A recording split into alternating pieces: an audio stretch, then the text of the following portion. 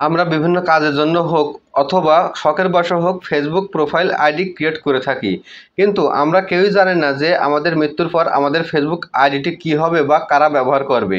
আজকের ভিডিওতে আমি আপনাদেরকে এমন একটি সেটিংয়ের বিষয়ে জানাবো যে সেটিংটি যদি আপনি আপনার ফেসবুক আইডিতে করে রাখেন তাহলে আপনার মৃত্যুর কিছুদিন পরে আপনার আইডিটি অটোমেটিক ডিজেবল হয়ে যাবে অথবা ডিঅ্যাক্টিভ হয়ে যাবে।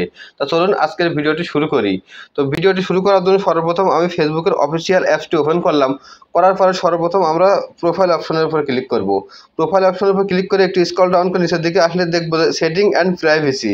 তো সেটিং অ্যান্ড প্রাইভেসির উপরে ক্লিক করার পরে আপনাদের সামনে এমন একটা অপশন চলে আসবে। তো এখান থেকে সেটিংয়ের উপরে ক্লিক করব।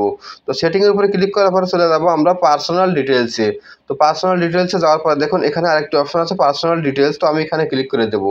তারপরে দেখুন এখানে আছে অ্যাকাউন্ট ওনারশিপ অ্যান্ড কন্ট্রোল। তো আমরা এখানে উপরে ক্লিক করে দিলাম।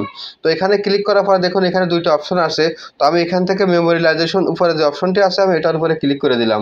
তো এটার উপরে ক্লিক করার পরে দেখুন আমার আইডিটি শো করতেছে এবং নিচে লেখা আছে ডিলেট আফটার ডেট। তো আমি যদি এখন এখানে ক্লিক করে দিই দেখুন আমার এখানে দেওয়া আছে আমার নামটি এবং ডিলেট আফটার ডেট। আমি মৃত্যুবরণ করার পরে আমার এর আইডিটি ডিঅ্যাক্টিভ হয়ে যাবে। তো আমার যেহেতু আপনার এই সেটিংটি করা আছে আপনার যদি করা না থাকে তাহলে আপনার এখানে দুইটি অপশন আসবে। আপনি ডিলেট আফটার ডেট এই অপশনটি সিলেক্ট করে দিবেন। তো আশা করি আজকের ভিডিওটি আপনি বুঝতে পারছেন। আজকের ভিডিওটি যদি আপনার ভালো লেগে থাকে তাহলে ভিডিওটা লাইক দিবেন, কমেন্ট করে জানাবেন কেমন লাগলো এবং আপনার বন্ধুদের সাথে অবশ্যই শেয়ার করবেন। আর আমাদের পেজে ফলো তো মাস্ট। তো দেখা হবে পরবর্তী কোনো ভিডিওতে। সেই বন্ধু ভালো থাকুন, সুস্থ থাকুন, আল্লাহ হাফেজ।